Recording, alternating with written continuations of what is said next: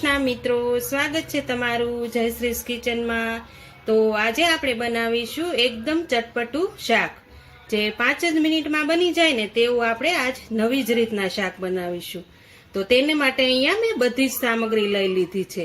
હવે આપણે શાક બનાવવાનું શરૂ કરીશું। તો અહીંયા મેં એક પેનમાં 3 મોટા ચમચા જેટલું તેલ એડ કરી દીધું છે અને ગેસ પણ ચાલુ કરી દીધો છે।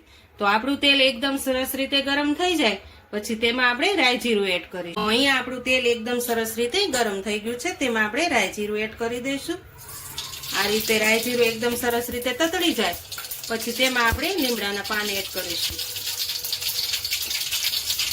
તો આપણા રાઈ જીરું એકદમ સરસ રીતે તતડી ગયા છે। હવે તેમાં આપણે લીમડાના પાન એડ કરીશું અને ચપટી જેટલી હિંગ એડ કરીશું। હવે અહીંયા મેં 1 ચમચી જેટલું આદુ ને લસણ કટિંગ કરીને લીધું છે, તે આપણે એડ કરી દઈશું।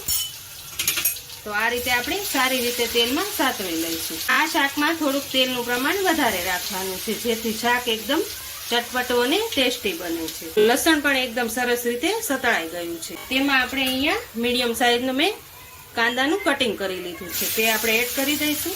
આપણે આ શાક 5 જ મિનિટમાં બની જાય છે। ટેસ્ટી અને સ્વાદિષ્ટ વાળું શાક બને છે। અહીંયા આપણે કાંદાને સારી રીતે સાતળવા દઈશું।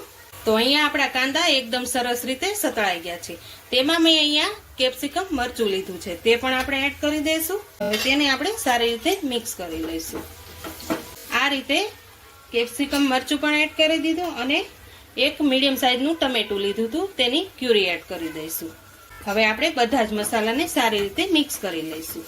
હવે આપણા મસાલા એકદમ સરસ રીતે ચડી જાય તો આપણે બધા મસાલા એડ કરી દઈશું।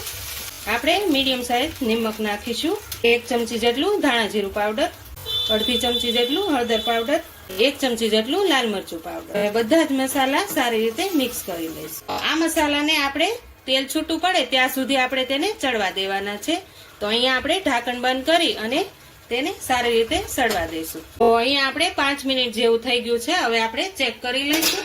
તો જોઈ લો, આપણું તેલ પણ એકદમ સરસ રીતે છૂટું પડી ગયું છે અને આપણી બધી જ ગ્રેવી એકદમ સરસ રીતે ચડી ગઈ છે। એમાં આપણે દહીં એડ કરવાનું છે।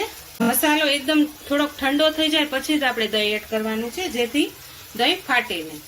તો અહીંયા મેં 1 વાટકી જેટલું દહીં લીધું છે। દહીંને સરસ રીતે આ રીતે ફેટી લેવાનું છે।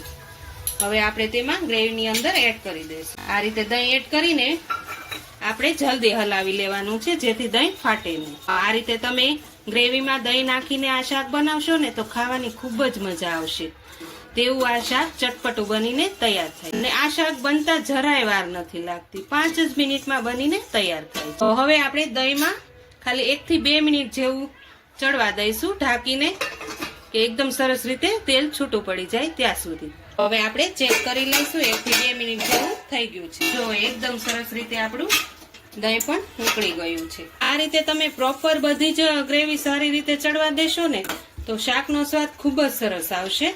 અને જો આપણા મસાલા એકદમ સરસ રીતે ચડ્યા નહીં હોય અને ડાયરેક્ટ તમે પાણી કે દહીં એડ કરો ને તો શાકનો સ્વાદ સારો નથી આવતો અને કાચા જેવું લાગે છે।